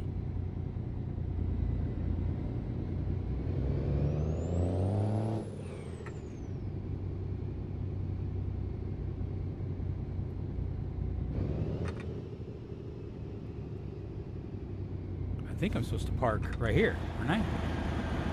Nope. Oh, right there. Let's park right over here.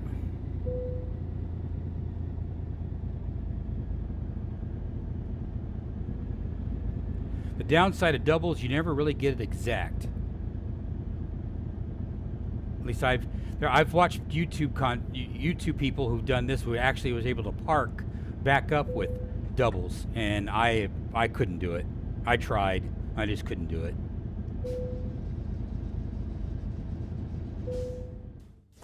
And there is our job. Yay. Okay, now that I'm went up in the world here, see now if I come over, let's go over here to use trucks. See, now we got another string. Now you got this international that popped in the scene. All kinds of the same thing. There's a T800 right there.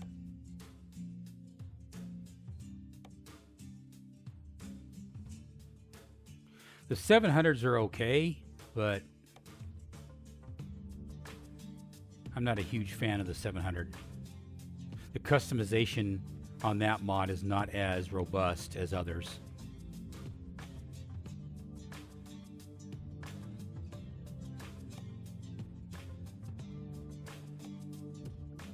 I guess I'll continue running with what I got.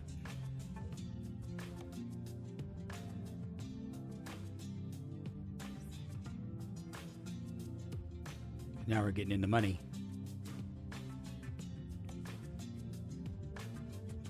See, it's still showing the same damn thing.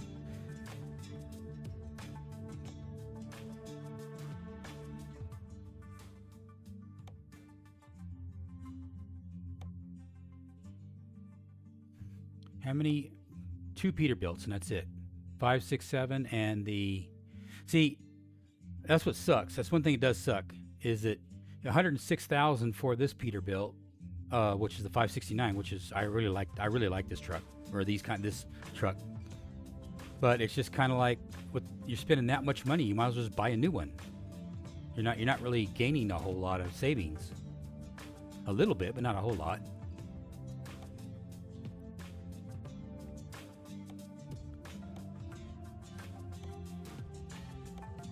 The reason why I'm picking the Kenworth and the Peterbilts to look at is because those are, which are both owned by PACCAR, those are the only 2 manufacturers that are United States through and through. In other words, they are owned by an American company and they are built here in America. Now, granted, all the parts are probably still getting China and Mexico and everywhere else. But as far as actually built and actually owned, they are American. Freightliner is owned by Daimler or whatever. And International, I don't know who they're owned by.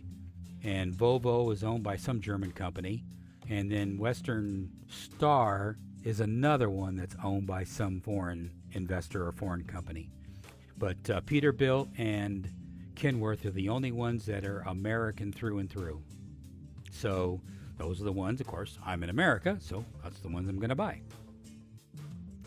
Now, if I was doing Euro Truck Simulator, then I wouldn't care about the Peterbilt or the Kenworth. I'd be buying all of the other trucks instead for that, for their native areas. But that's just me. That's just how I roll. All right, well, I'm trying to think of anything else I'd like to talk about, but I can't think of anything else other to say. Then I'm just going to sit there and grind offline some more American Truck Simulator until I get to the ability to be able to buy another truck. And then if I do, you'll probably see me in another truck. So I definitely appreciate you guys taking the time to watch this video. This is a 2-hour video, so I greatly appreciate you guys watching all 2 hours if you did. Definitely throw a big, huge like and subscribe if you think this content was worthy, because I've been really enjoying American Truck Simulator. It's really, really cool. I really like it. So appreciate you guys watching again, and I'll catch you guys next time. Take care, guys. Bye.